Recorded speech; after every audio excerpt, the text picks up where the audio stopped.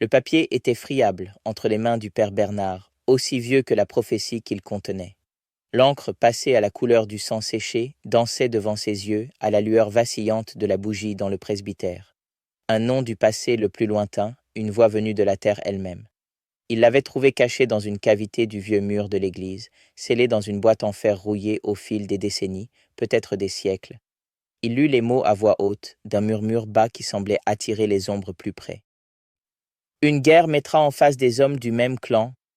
Le père Bernard vit, dans son esprit, non pas des soldats en uniforme, mais des frères en t-shirt de couleurs différentes, retournant leurs machettes les uns contre les autres dans les rues poussiéreuses de Port-au-Prince.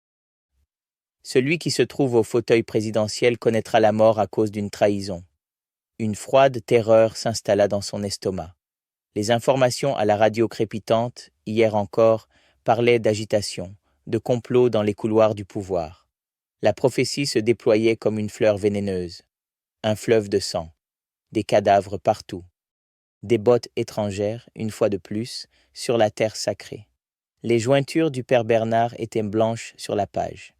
Il pouvait presque entendre le piétinement de ses bottes, les cris gutturaux dans une langue étrangère, et voir les chiens, les côtes saillantes, reniflant et léchant ce qui restait dans les caniveaux.